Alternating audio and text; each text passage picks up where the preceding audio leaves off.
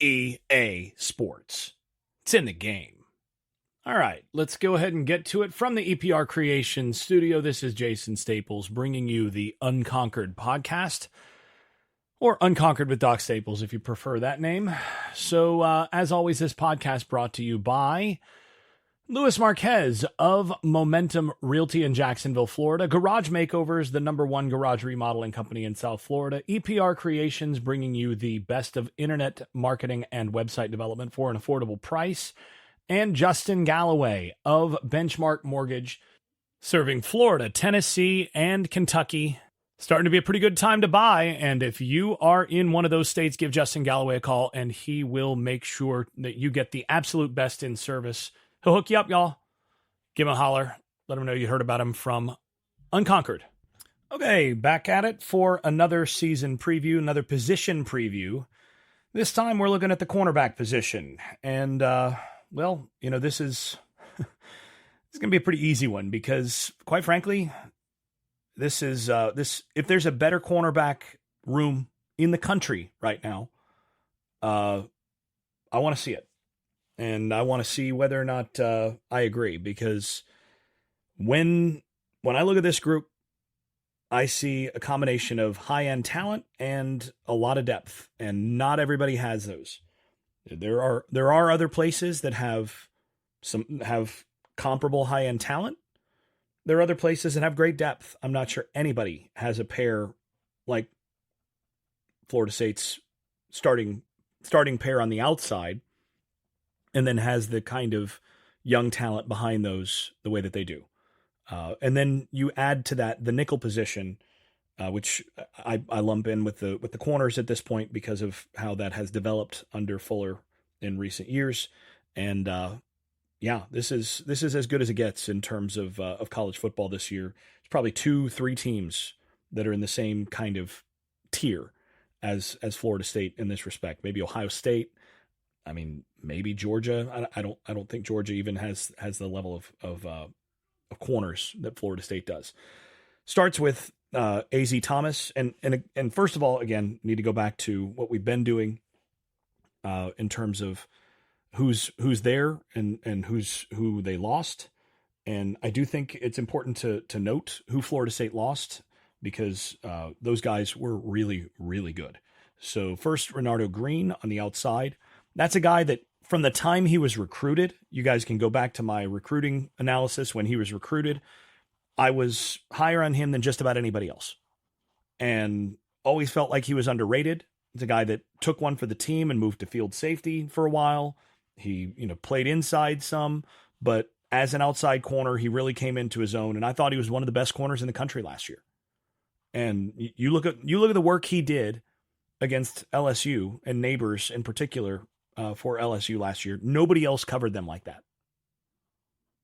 If you look at Florida State last year, what they did as a team to LSU in the opener, nobody else was close against LSU last year. LSU was running up and down the field against Alabama until a cheap shot took out Daniels. And even then, they were still able to move the football some. That was not the case against FSU's group, and FSU's corners were able to hold up. But frankly, Jerry and Jones might have had a better overall season even than Renardo Green. Jones, I think, was the best nickel corner in the country last year. And I talked about it some on the YouTube Unconquered page when I did some analysis of what went wrong against Georgia. And, the biggest difference defensively, there were a couple, but the biggest differences were on the edge, where not having Jared Verse changed that defense pretty significantly, and then at the nickel position. Georgia was able to pick on Florida State at the nickel over and over and over again in that game because they just did not. Without Jerry and Jones, that was a different defense. Because Jones was so good and so reliable covering in that nickel spot. And, when Fuller came into Florida State, they initially were planning on handling that stud position, or the what a lot of teams call the star, that hybrid outside linebacker, Sam backer, nickel corner, and all of that, treating that more as a hybrid position. Because as as basically teams on the offensive side of the ball have emphasized RPOs and all of that stuff. You want to have teams are moving away from a true outside backer to somebody who is kind of a sort of a safety linebacker corner hybrid. And you could tilt more towards safety. You could tilt more towards corner. You could tilt a little bit more towards backer, depending on personnel. And, at one point they were playing Jaden Lars Woodby there. Different things initially, but they were bigger there initially because they were hoping to be able to use that as more of a run fit type player on the edge who could also cover.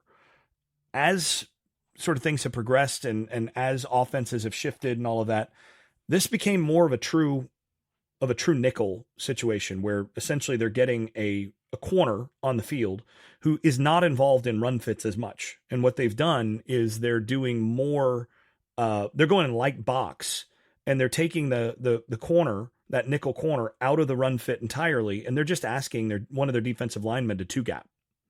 So one of their defensive linemen, sometimes two of their defensive linemen now, are taking two gaps. They're responsible for two gaps. And this is why, by the way, last year in the postseason exhibition game against Georgia, this is one of the reasons why the defense, it was sort of the two players that they could least afford to lose going into that game were Verse and Jarrian Jones, because of how those two positions reinforce themselves in the way that Florida State's playing it these days. Because last year, Jared Verse did a whole lot of essentially two gapping from that end position. Folks don't realize how good a year he had because they weren't turning him loose in the way that they sort of, most of the time, Patrick Payton was kind of the designated pass rusher, was allowed to be more loose on the edge more often. Whereas Verse was often in a Jimmy technique where essentially he was responsible for both the B and the C gaps up front. And then if it was a pass, it was his job to transition then to pass rush from there without allowing the quarterback to escape through one of those gaps. That's an awful big ask of a guy, and he was incredibly productive doing that. It was amazing. And then what that allowed them to do a lot of one-on-one stuff with Jarrian Jones, where he was just not in the run fit at all from that coverage position, and just he could cover. Well, against Georgia, they couldn't hold up on the edge without Verse, and they also didn't have the cover guy who could handle the slot, so they were just giving up play after play in both spots. And that's why they went out and they grabbed Earl Little from Alabama when he hit the transfer portal, because that's a guy that they ultimately recruited for that spot. And frankly, he's a perfect fit for what they want to do at nickel. Now, Little is a little bigger than Jones, a little thicker. And he's a guy that I think you can put in the run fit a little bit more. He's kind of a hybrid between Jarrian Jones and Jamie Robinson. He's got a little more Robinson in him in terms of, kind of the size and traits, but he has the pure corner skills to be able to cover at that nickel spot. And that's critical. So they went out and they replaced Jarrian Jones with the best thing that they could, and that being Little. Now, the thing is, like I said, Jones, I thought last year was the best nickel corner in the country. I'm not sure that you can expect, as good as Little is and as talented as he is, I'm not sure that you can expect him to, come close to equaling what Jones was able to do. But the biggest thing is that it's not as big of a drop-off as what it was going to be otherwise. Now, the other thing that you're doing there at that nickel spot is you're bringing in Kevin Knowles, bringing him from playing massively out of position at the field safety spot where he really struggled, and putting him back at a place where he's had success. He was good at the nickel spot 2 years ago. He was a solid player. And now he got banged up, was not as good once he got banged up, but he was a reliable and solid player at the nickel spot when he was healthy. And so you've got two guys there that can cover, and you're going to rotate those guys a little bit. I mean, as good as Jones was, he didn't play. I think he played 500 and some snaps. I don't have it right in front of me right now. Take a look at this here. No, that's not the best podcasting to do that on the fly, but looking at Jones, put 453 snaps, right? So, I think you're going to expect a little bit more maybe than that out of Little this year. But basically, you're going to get, Kevin Knowles getting a bunch of reps there as well. And then the third guy, it's going to be interesting who that third guy is. I mean, I would expect it to be Edwin Joseph just by traits and him lining up there some last year. I mean, you've got other young guys on this roster that that fit the bill, that can play that spot. Kai Bates is one. A.Z. Thomas at times moved inside when they went to nickel or when they were in dime last year. There were times where he moved to the dime role. So there are things that they can do. But Kai Bates, Charles Lester, I think Jabril Rawls, these are all guys that can play in that spot. Again, I think Joseph is probably your most reliable three there. And I think you need to have three guys that can play at that spot. And I think they do. And again, the main thing is I think Earl Little is probably in the all ACC type level for that spot. So that shores up a huge potential weakness coming into this year. So then we go back outside where we're looking at those at the bookend corners at A.Z. Thomas and Fentrell Cypress. And really the way that this works is you're replacing Renardo Green with A.Z. Thomas, who rotated with both Green and Cypress last year.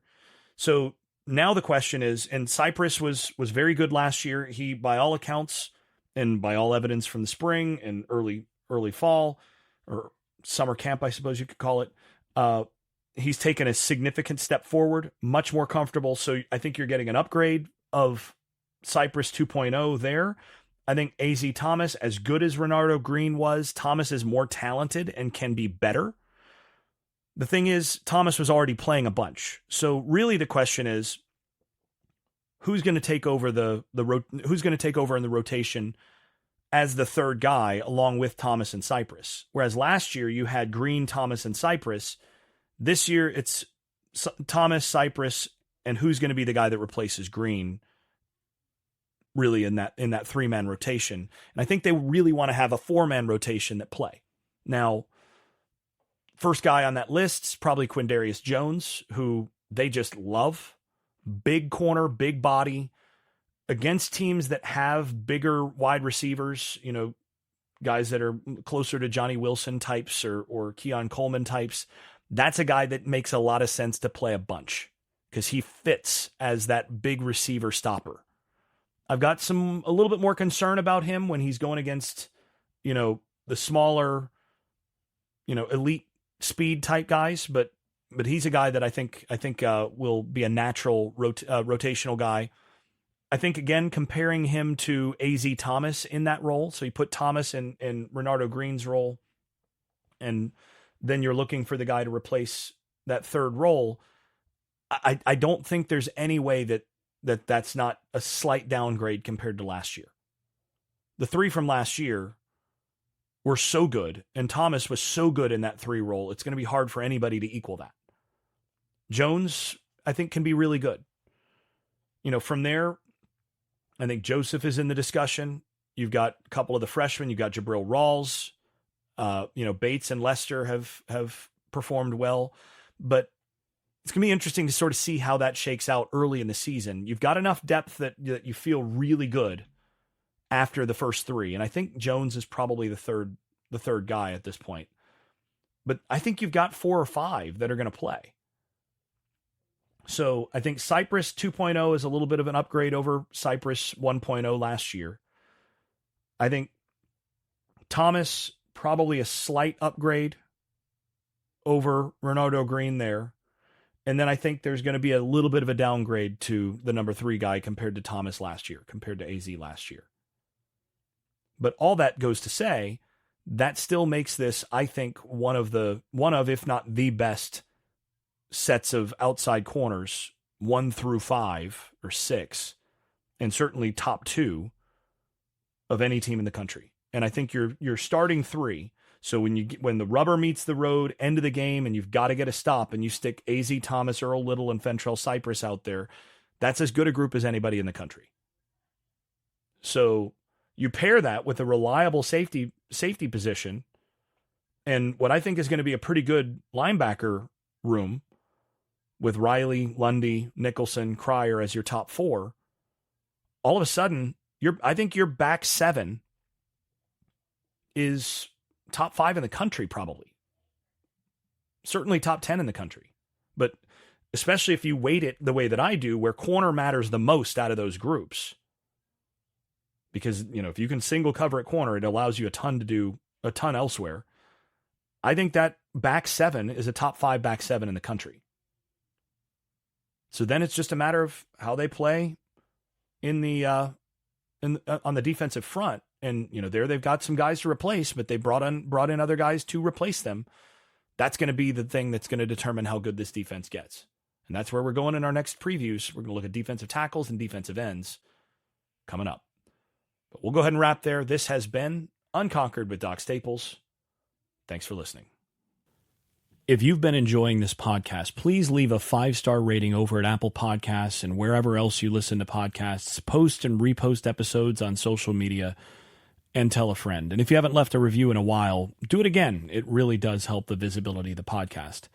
Before we go, I'd also like to thank my advertising partners once more. That's EPR Creations, Louis Marquez of Keller Williams Realty in Jacksonville, Florida, Shenandoah Real Estate in the Research Triangle of North Carolina, Garage Makeovers, the #1 garage remodeling company in South Florida, and Justin Galloway of Benchmark Mortgage, serving Florida, Alabama, Tennessee, and Kentucky.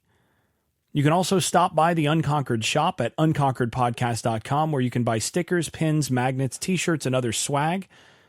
And thanks also to all those supporters over at Patreon, where I post video analysis and field questions for the podcast. I am especially grateful to those above the dynasty level. That is Andrew Garrett, Brian Leininger, Neil Cook, Casey Kidd, Chris Chartrand, Dave Blair, Hector Cartagena, Jack Horton, Jimmy Van, Jonathan Kennedy, Keith Cheney, Lee Caswell, Tyler Kashishke, Vince Calandra, and Bert Bertoldi. You all are far more generous than I deserve. I'm really grateful. Thanks to you all. This has been Unconquered with Doc Staples. I'm your host, Jason Staples. Thanks for listening, and thanks for your support. I made this.